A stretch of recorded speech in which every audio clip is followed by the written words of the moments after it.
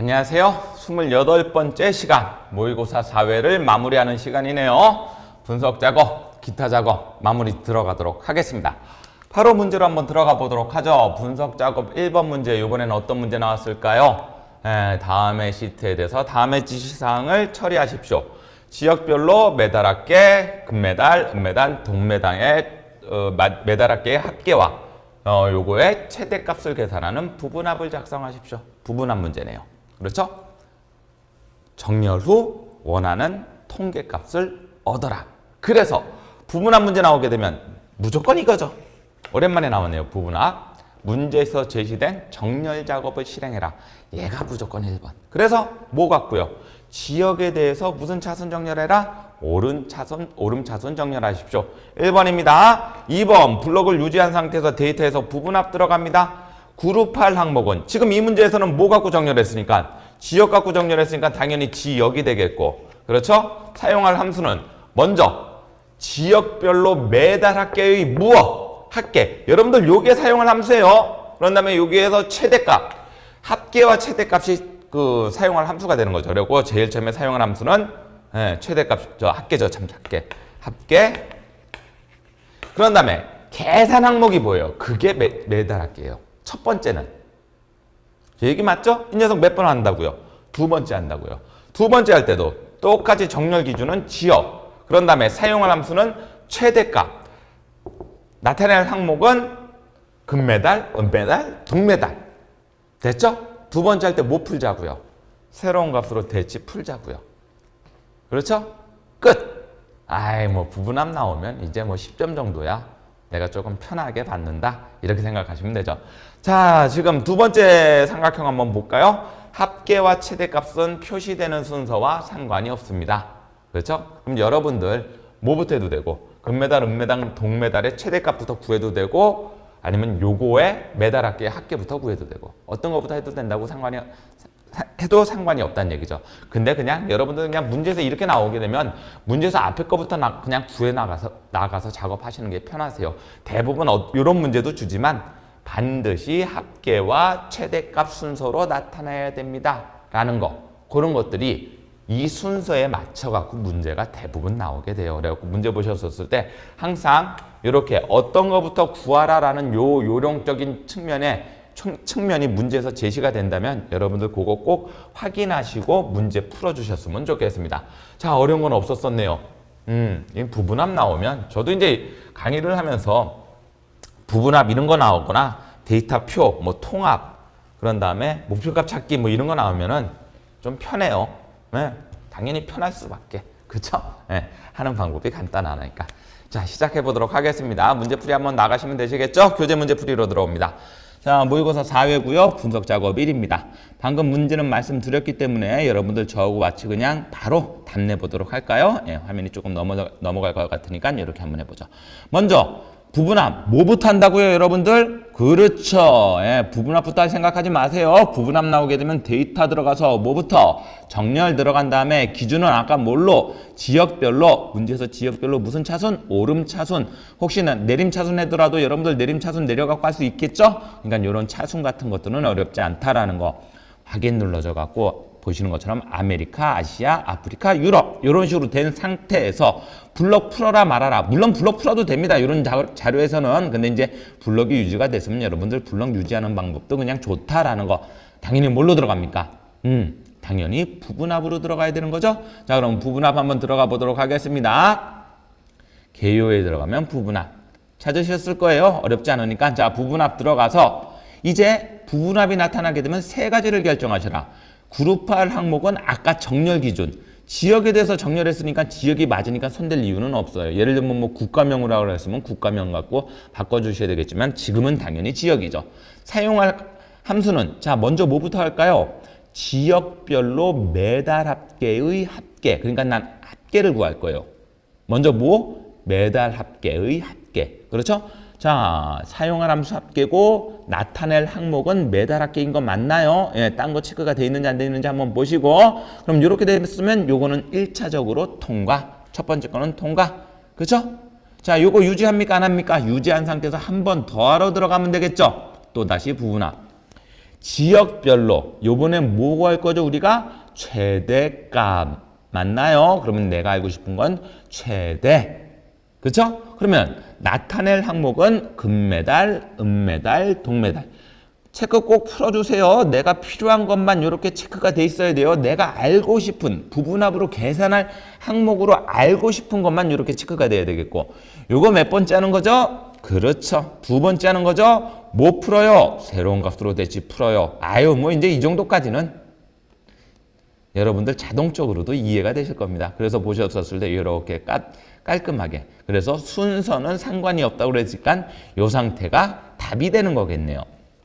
어려운 게 한 개도 없었습니다.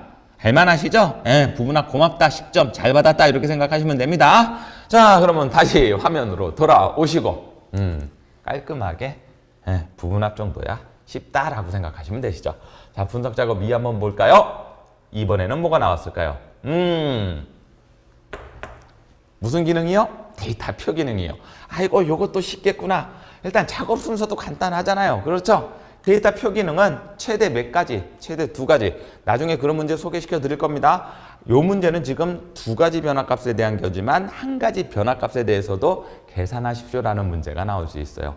그럼 조금 헷갈려요. 둘 중에 하나만 넣어야 되거든요. 행의 대표값, 열의 대표값. 맞죠? 그렇기 때문에 여러분들 그 대표값을 정하는 방법은 이미 알고 계시겠지만 2개가 나오든 1개가 나오든 별반 차이가 없다라는 거. 자, 순서 한번 보죠. 교차되는 셀 입지에 는치 갖고 수식셀 집어넣고 결과표 블록 잡고 데이터에서 가상 분석 데이터표로 들어갑니다.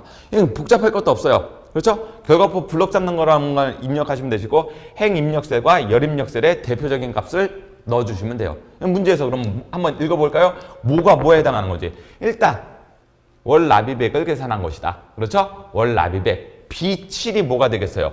B7이 여러분들 뭐가 되는 거죠? 선생님 알아요. B7이 월 납입액을 계산한 거니까 그게 수식셀이 되겠죠. 맞죠? 그런 다음에 블록 잡고 개월수와 이자율의 변동에 따라서 납입액. 그럼 변해야 될 거는 개월수 B5 아니면 이자율 B6이 되겠죠? 근데 여기서는 여러분들 이렇게 된 상태에서는 이게 행 대표값인지 열 대표값인지 모릅니다. 왜요? 그림에 따라 달라지잖아요. 그래서 그림을 보여드리는 거죠. 자, 문제 한번 보죠. 이렇게 되는 거죠. 어디에 뭐가 붙어 있는지 보여야지만 이게 행대표값인지 열대표값인지 알죠. 자, 여기에다가 뭐를 집어넣어요? 여기다가 수식 집어넣죠, 여러분들. 는 치셔갖고 여기에 수식이 들어오면 돼요. 그 수식은 뭘 기준으로 합니다? 월 납입액이 들어오죠. 그렇죠? 자, 요 수식일 기준으로 요쪽으로 나가면은 뭐라고 그랬어요? 이렇게 가로가 뭐예요, 여러분들? 행. 세로가 뭐예요? 열. 아이고, 대답 잘하십니다. 자, 그러면 이자율 개월수 있죠? 그러면 대표값이라고 하면은 여기 찍는다는 얘기예요? 아니면 요 수식상에서 사용한 대표값이에요? 그렇죠? 이자율의 대표값은 얘죠? 그렇죠? 개월수의 대표값은 얘죠? 얘가 여기에 대표값.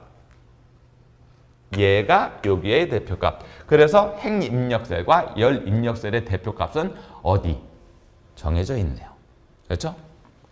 B5. 행이면 B5. 그렇죠? 열이면 개월수면 아니죠? B6이네요. 얘는 B5가 되겠죠. 그렇죠? 헷갈리지 마세요, 여러분들. 그리고 B6, B5 이런 것들 헷갈리지 마시고 정확하게 무엇을 기준으로 수식을 붙여놓은 셀을 기준으로 이쪽으로 나가는 게 행, 이쪽으로 나가는 게 열. 거기서 나오는 대표값들을 위에 수식에서 제대로 찾자. 몇 번씩 연습하셨죠? 충분히 어렵지 않을 거다라고 판단이 듭니다. 바로 문제 들어오도록 하겠습니다. 자, 바로 문제 들어오세요. 엑셀 화면입니다. 분석 작업 2로 가셔갖고 작업은 똑같죠? 먼저 는 치셔갖고 어디 치시고 월 납입액을 계산한 것이다. 엔터 치시게 되면 이렇게 들어온다. 요 방법도 된다고 그랬고 제가 여기에 갖다 놓고 요 수식 복사해갖고 붙여놓으셔도 됩니다. 여기 나오는 수식이 재밌는 거예요. PMT라고 그래갖고 재무회계 함수에 나오는 건데 이런 함수들이 이제 커말 1급에 나오면서 여러분들 구하십시오. 이런 함수는 제가 지금 가르쳐드리지는 않는 이유가 커말 1급에 나오죠. 나중에 이해하려면 조금 머리는 아픈데 그래도 할만합니다. 자, 두 번째는 뭐 하셔야 된다고? 전체 블럭 잡는 거 꼭 잊지 마시고 좋죠? 그런 다음에 어디 가셔라? 데이터 들어갑니다. 좋아요. 그런 다음에 또 어디까지 가셔요? 가상 분석까지 들어갑니다. 거기서 뭘로? 데이터 표까지 오시는 거죠. 그럼 딱 두 가지만 입력하라고.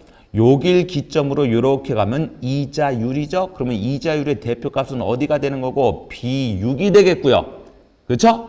요걸 기점으로 밑으로 떨어지는 게 열이죠? 요게 행이고 요게 열입니다. 행의 대표값은 그럼 뭐가 돼야 되는 거예요? 개월수가 되잖아요. 그렇죠? 그런 다음에 확인을 눌러주면 값이 딱 맞아 떨어져요, 여러분들. 그랬었을 때 내가 이거 제대로 하고 있는지 안 하고 있는지 선생님은 어떻게 알 수 있을까요? 보세요.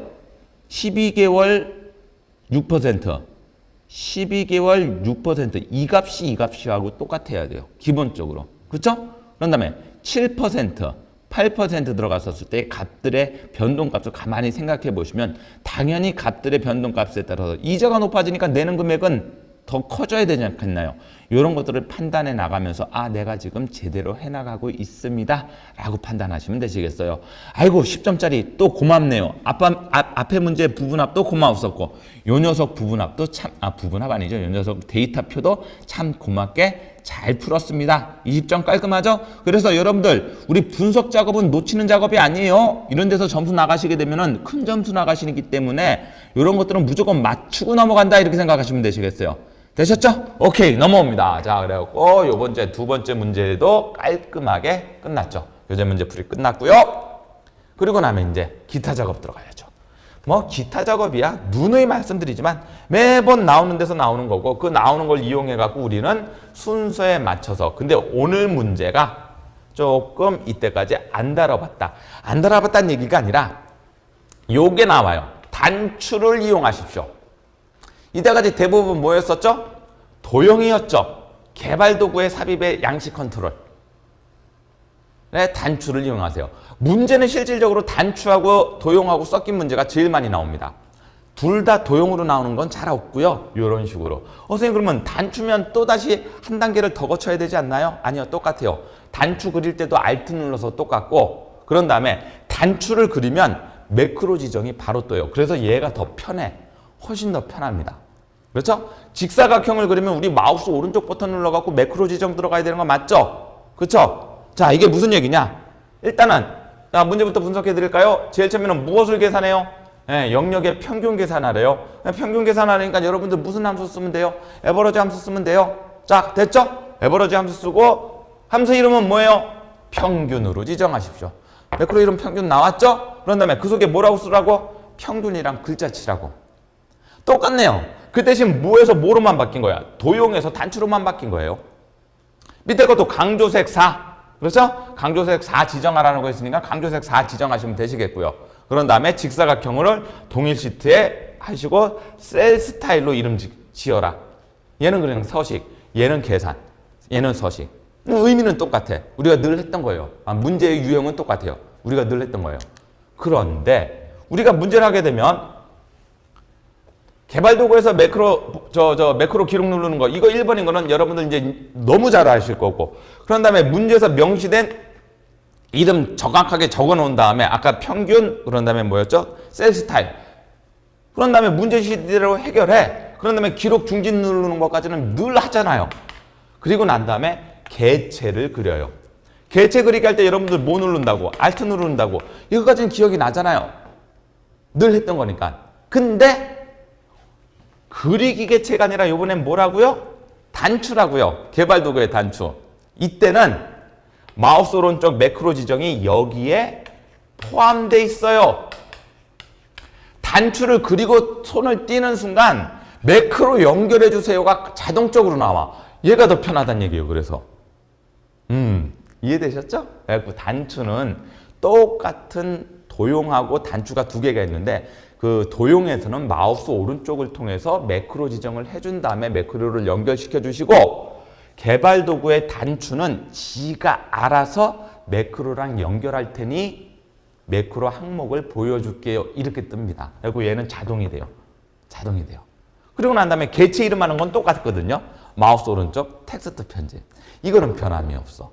그래서 오늘 매크로 단추가 나왔네. 단추가 나오면 다른 거 아닌가? 똑같습니다. 차라리 그리기 개체보다 훨씬 더 편할 거다 이 생각하시면 되시겠어요. 그럼 문제 풀면서 차이 나는 거 조금 설명드리면 되겠죠? 어려운 관계도 없습니다. 여러분들 매크로 연습 많이 하셨잖아요. 그러니까 너무 당황하지 마시고 당황할 필요도 없어요. 그냥 이런 식으로 문제가 나올 테니까 앞으로 여기에 익숙해 주시면 되시겠어요. 자, 엑셀 화면으로 넘어오시게 됩니다. 매크로 작업으로 갈게요. 다음 중 평균을 계산하는 매크로를 생성하고 이름을 평균으로 지정하십시오. 지사부터 여기까지. 자, 일단 매크로 기록부터 할까요? 개발 도구 들어가셔갖고 매크로 기록 들어갑니다. 매크로 이름은 뭐가 될까요? 평균. 좋아요. 여러분들 잘하고 계십니다. 확인 누르는 순간 기록 중지로 바뀌는 거. 여기에 대해서 바뀌는 건 없다라고 말씀드렸죠. 하라는 작업이 뭐였죠? 여기 칸에다 갖다 놓고 여기서 여기까지 평균 구하는 거죠. 그럼 뭐 말해서 어떤 말 없으니까 나 그냥 에버러지 쓰면 되겠네. 예, 여러분들 에버러지 쓰세요. 자, 에버러지 쓰셔갖고 간단하게 AVR, AG 쓰셔갖고 자동 평균해도 되나요? 예, 여러분들 자동 평균해도 돼요. 어떤 거 해도 된다 상관이 없다고 말씀을 드렸죠. 확인 눌러주고 밑으로 쪼르르륵 당겨요. 여기까지는 똑같죠. 뭐까지 누르는 것까지? 기록 중지 누르는 것까지는 똑같아요. 제 얘기 맞죠? 그런데 이때까지 문제는 이렇게 매크로 만들어 놓고 기록 중지 끝내 놓은 다음에 삽입에서 어디로 들어갔죠? 일러스트레이션에서 도형으로 들어갔어요. 제 얘기 맞죠? 근데 지금은 요번에는 뭐 쓰라고 돼 있어요? 여기에 아예 주잖아요. 개발 도구, 삽입의 양식 컨트롤. 그럼 여러분들 메뉴를 어디서? 예, 삽입으로 들어가지 마세요. 단추가 나오면 개발 도구에 보이시죠? 보이시죠? 삽입이라고 나와 있는 거. 자, 삽입에 보시게 되면 양식 컨트롤의 단추. 그래갖고 누르시게 되면 양식 컨트롤이 있고 액티브 X 컨트롤이 있어요. 무조건 양식 컨트롤에서 찾으셔야 돼요. 왜? 삽입의 양식 컨트롤에서 요 녀석 앞에 있는 게 단추입니다. 양식 단추. 그렇죠? 그리고 이게 여러분들 뭐 할 때 쓰는 거냐면 여러분들 대화 상자라고 있잖아요. 마우스 오른쪽 버튼 누르면 나타나는 것들. 그리고 이렇게 보시면 콤보 박스, 체크 박스도 나타나고 옵션 버튼도 나타나고 이렇게 상하 내림 단추도 있는데 이게 나중에 다 비주얼 베이직이라는 거 프로그램과 연동이 돼서 돌아가는데 커말 2급에서는 거기까지 묻지 않습니다. 어디까지만? 요거까지만. 양식 단추를 알고 있니 없니 요거까지. 자, 똑같아요. 얘 눌러갖고 클릭한 다음에 그려야 되거든요. 여러분들 그릴 때 뭐 누르고 그리라고요? 오케이, Alt 누르고 그리라고. 이거에 대한 변화는 없다고 말씀드렸잖아요. 그래서 B13에서 C14 Alt 누르고 B13에서 C14 여기까지. 자, 여러분들 보세요. 이제 마우스에 손을 띄게 되면 아까 제가 뭐라고 말씀드렸죠? 얘가 먼저 뜬다고. 얘가 원래 이 화면 어떻게 떴어야 돼요? 도형에서 마우스 오른쪽 버튼 매크로 지정 눌렀어야지 뜨는 건데 양식의 단추는 얘가 자동적으로 연결이 돼 있어요. 아까 만들었던 건 평균. 그래서 확인 누르게 되면 이렇게 들어간다는 얘기죠. 아, 이거 더 편한데? 맞아요. 그래서 마우스 오른쪽 매크로 지정이 안 나타나죠? 텍스트 편집 들어가고 있는 글자 다 지웁니다, 여러분들. 단추 남겨놓지 마시고 이름은 뭘로 해라? 평균. 끝났습니까? 예, 끝났어요. 확인 어떻게 하느냐고요? 지우고 누르면 평균. 그쵸? 네. 과정이 한 가지가 더 생략됐기 때문에 그 대신 개발 도구에서 삽입에서 단추를 찾아요. 요거까지만 기억을 해주셨으면 좋겠습니다. 그러면 더 편하다. 어려운 거 한 개도 없더라. 자, 그럼 나머지 거 한번 해보러 가죠. 자, A3부터 G3 영역에 강조색 4로 지정하는 매크로 시작할까요? 매크로 기록. 그런 다음에 매크로 이름은 셀 스타일. 맞죠? 확인 누르면 기록 중지로 바뀔 거고 하라는 작업이 뭐였었죠? A3부터 G3까지 블럭 잡고 홈에 들어가서 셀 스타일에 강조 4 집어넣고요. 하라는 대로 합니다. 그런 다음에 하라는 작업 끝났으니까 개발 도구에서 기록 중지. 제가 어저께 말씀드렸는데 기억나시나요? 요거 눌러. 저번 강의 때 말씀드렸는데 요거 눌러도 된다 그랬죠. 요거. 기록 중지. 이거 누르셔도 되고 개발 도구에 기록 중지 누르셔도 된다. 똑같은 기능이다. 자, 하라는 작업 다 끝났어요. 그리고 나면은 요번엔 삽입의 도형의 직사각형. 삽입의 도형의 무슨 사각형? 직사각형 누르게 되는 거죠. 23에서 F14. Alt 누르는 것도 똑같아요. 23에서 F14. 됐죠? 얘는 매크로 지정이 안 되잖아요. 그래서 우리가 아까 뭐 했었어? 우리 저번 강의 때 마우스 오른쪽 얘는 매크로 지정을 눌러야 된다. 그래서 얘는 뭐하고? 셀 스타일하고 연결하고. 얘는 아까 그게 바로 떴으니까 바로 연결하시면 되시고 똑같이 마우스 오른쪽 뭐 들어가갖고 텍스트 편집 들어가갖고 뭐라고 쓰면 돼요? 네, 셀 스타일로 쓰시면 되죠. 셀 스타일 되셨나요? 자, 확인하는 방법은 아까는 지우고 누르면 나타나야 되고 지금은 지우면 된다 그랬어요? 안 된다 그랬어요? 안 됩니다. 서식을 엄한 색으로 넣었다가 엄한 색으로 줬다가 누르게 되면 내가 세팅한 색깔로 돌아오는지 확인하시면 됩니다. 이게 매크로 확인법이다라는 거 기억나시죠? 오케이, 잘하고 계십니다. 자, 이제 항상 이제 매크로는 이렇게 단추와 도용 한 개씩 나오게끔 돼 있을 거예요. 근데 단추가 나오면 차라리 더 쉽네. 이때까지는 우리 매크로를 연습하는 거에 초점을 맞췄다면 이제 이런 유형이 문제에 나오는 유형이 될 겁니다 라고 말씀을 드리는 거죠. 재밌죠? 예, 재밌습니다. 그래갖고 자, 매크로 작업도 이제는 10점짜리 각 5점이니까 10점이잖아요 합쳐서 요 정도까지는 우리 점수 받는 거다. 네, 점수 받는 부분이 정해져 있어요 여러분들. 예, 안 틀리고 무조건 받아야 되는 점수가. 자, 원래 화면으로 들어오시고 그래서 매크로에서 오늘 재밌었습니다. 뭘로? 단추를 이용한 매크로 문제까지도 우리 해결이 끝났네요. 어렵지는 않았습니다. 이 말씀 드리는 거고요. 자, 그러면 이제 우리 뭐 남았다? 뭐 남았죠? 차트 남았죠. 차트 한번 분석해 볼까요? 오늘도 이제 차트에서도 좀 재밌는 문제가 하나가 나옵니다. 다음 중 차트의 종류를 바꾸는데 보세요.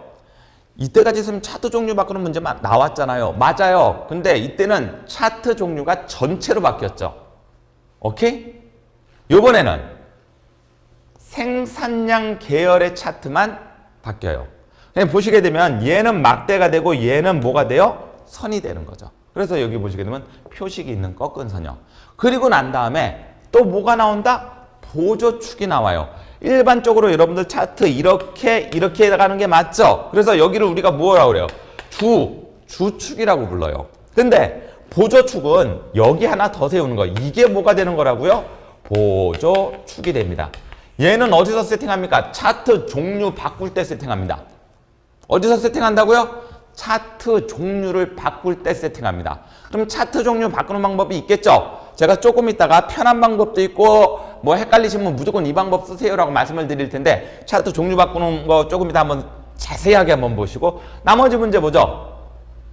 제목, 아이고 뭐 이건 추가, 제목 추가한 다음에 서식 바꿔라. 이건 뭐 문제 되는 것도 없을 거고요. 기본 축단이면 여길 말하는 거고 보조 축단이면 여기를 말하는 거다.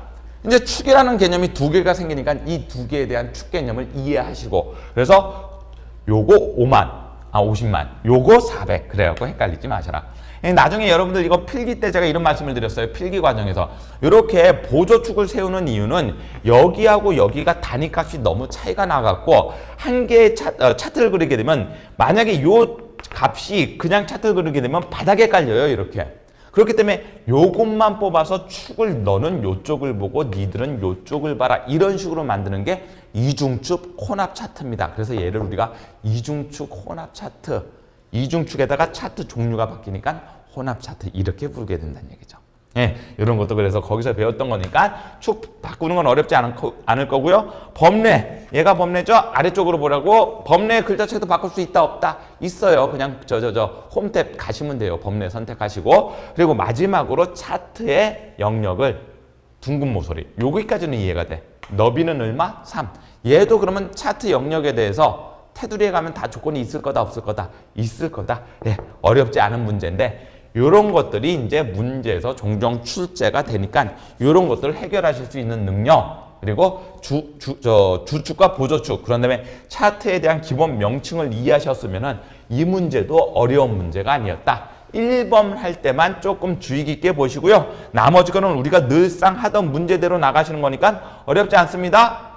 바로 문제풀이 들어가셔도 되실까요? 예, 바로 문제풀이 드리러 들어오겠습니다. 자, 엑셀 화면으로 돌아오시고요. 차트 작업으로 넘어오겠습니다. 보시는 것처럼 차트는 요 차트고 여기 보시게 되면 요 차트가 돼요. 지금 보시게 되면은 빨간색이 있어야 되는데 이 차트에 빨간색이 있어요, 없어요? 없죠? 왜? 빨간색이 자료로서는 포함이 돼 있어요, 여러분들. 보시는 것처럼 여기 자료로서는 포함이 돼 있는데 생산 원가가 10만, 100만 단위인데 얘는 100단위, 1000단위잖아요. 그래서 막대를 세워봤자 우리가 여기 단위수가 너무 크다 보니까 막대가 우리 눈으로 보이지 않을 뿐이지 여기에 막대는 있어요 라고 되는 겁니다. 그거를 우리가 바꿔라. 자, 그럼 이제 차트 종류 전체를 바꾸는 게 아니라 그랬죠?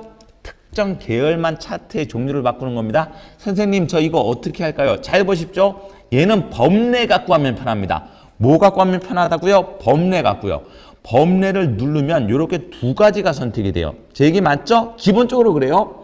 생산량을 또 한 번 눌러줘. 그러면 얘만 선택이 됩니다. 아, 간단한데? 마우스 오른쪽 차트 계열 종류 변경. 답 나왔네요. 자, 어떻게 하는지 다시 한번 보여드릴게요. 뭐 갖고 하는 게 편하다고요?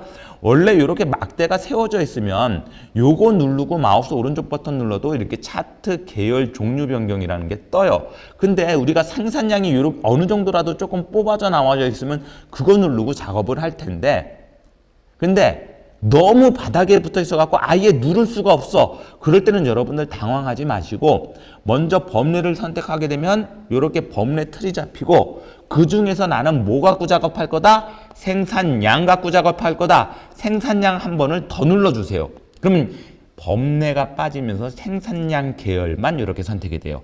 이때 이 위에서 뭐를 눌러주는 센스? 마우스 오른쪽. 그러면 차트 종류 변경 뜨죠? 자, 아까 차트 종류를 뭘로 바꾸라고 그랬어요?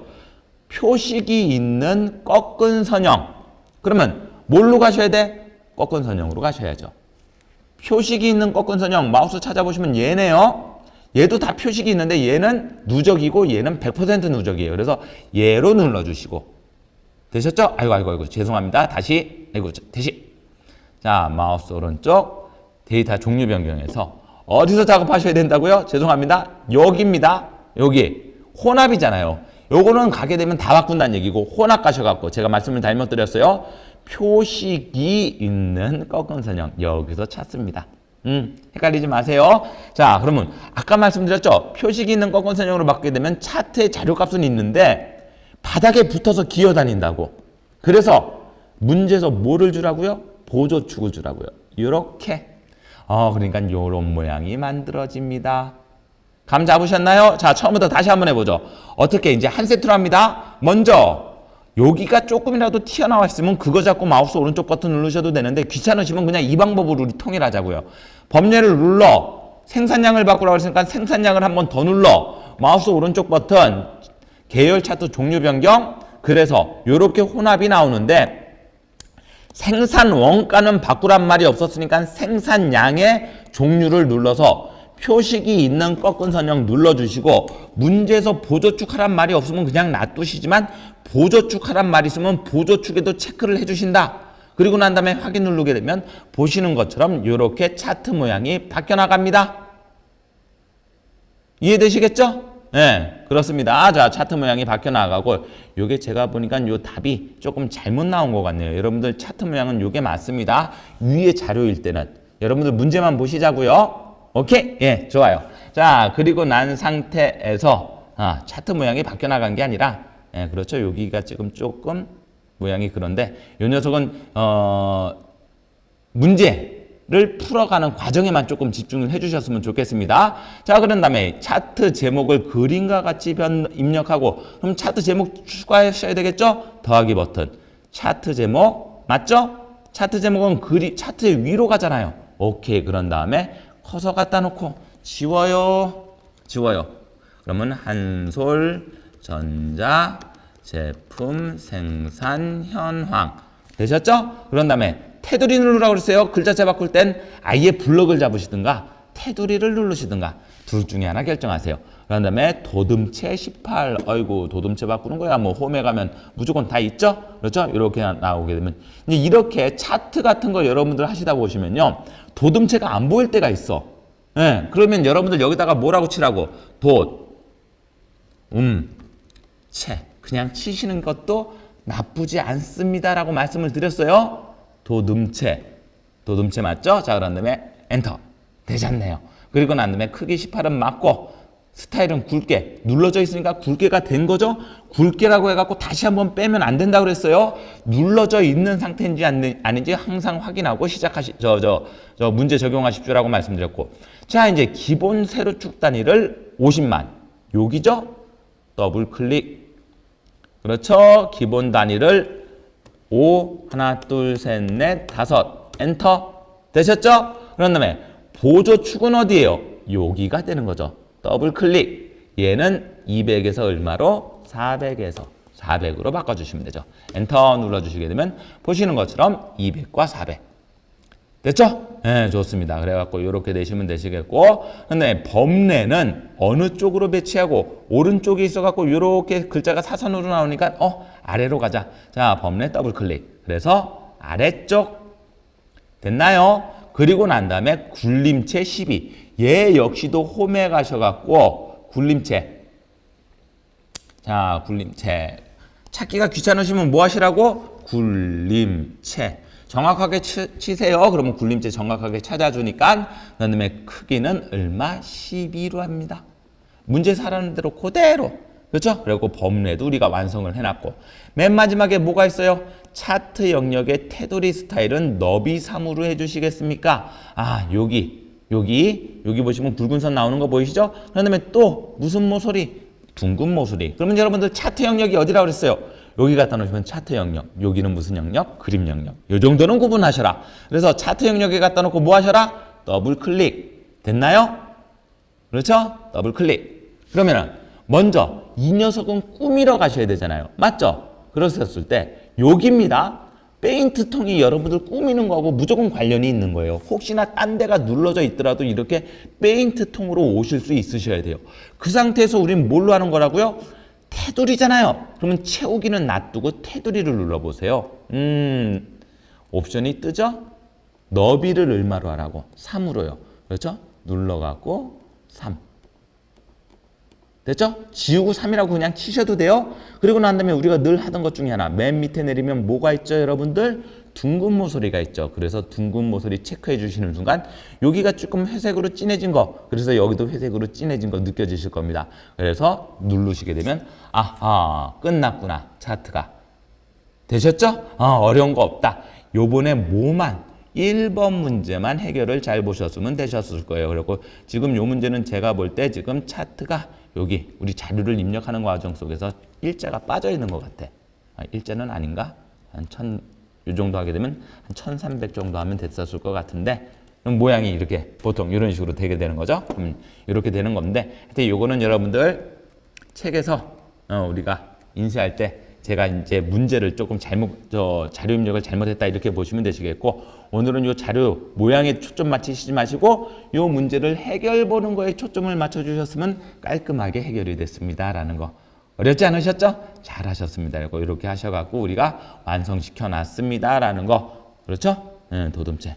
좋아요. 이렇게 완성이 됐다라고 생각하시고 요 녀석 푸는 거. 오늘 1번 문제가 조금 헷갈리셨을 텐데 이런 거 잘 해결해 주시면 됩니다. 자, 원래 화면으로 돌아오시고 해결 다 봤어요. 그리고 나머지 거는 솔직히 이것도 할 만하고 이것도 다 할 만해. 이때까지 우리가 맨날 했었던 거니까. 그 대신 오늘은 요거 차트 종류를 표식 있는 거. 다시 한번 요거 정리해 드릴까요? 어떻게 하시라고 그랬어요? 뭐 갖고 한다고요? 범례 클릭. 그런 다음에 범례에서 클릭한 다음에 해당 계열 클릭. 한 번 더. 해당 계열 클릭. 그쵸? 요런 문제가 앞으로 나오면 그런 다음에 해당 계열에서 마우스 오른쪽 계열 차트 서식 종류 변경. 그런 다음에 보조축 체크. 나오게 되면 요 문제도 항상 자주 나와요. 1번 문제가 항상 뭐가 나오냐면 오늘은 그 문제는 안 나왔지만 자료의 범위를 변경하십시오. 자료의 범위를 변경하십시오. 그렇죠? 두 번째는 오케이. 그런 다음에 차트 종류를 변경하십시오. 근데 차트 종류를 다 변경하는 게 아니라 이런 식으로 어떤 계열만 변경하십시오. 요게 문제에서 원래 단골적으로 출제가 됩니다. 그래서 오늘 요거 배웠던 거 다음 문제도 또 나올 겁니다. 그때 여러분들 어디 눌러요 했을 때 범례요. 범례 중에서 무엇? 해당 계열이요. 거기서 어떻게? 마우스 오른쪽. 그래서 차트 종류 변경으로 들어갑니다. 그렇게만 기억해 자, 그렇게만 기억해 주셨으면 됩니다. 되시겠죠? 좋습니다. 자, 나머지 거 다 해결 다 봤네요. 자, 오늘로써 이제 모의고사 끝났죠? 4회. 이제 뭐 남았어요? 모의고사 5회 기본 작업 풀어드리고 계산 작업 풀어드리고 하게 되면 모의고사 끝납니다. 그러고 난 다음엔 조금 난이도가 어떻게 보면 난이도가 뭐 차이가 있다는 얘기는 아닌데 그러면 실제 우리 기출문제는 어떤 문제가 나왔었던지 그리고 기출문제는 저희가 10회 기출문제 변형이라 해갖고 10회를 올려드렸거든요. 그래서 그 10회를 우리가 완성해 나가는 그런 단계. 이제 모의고사 다음에 마무리를 짓도록 하겠습니다. 자, 오늘도 수고 많으셨어요. 그리고 29번째 강의에서 저는 다시 찾아뵙도록 하겠습니다. 감사합니다.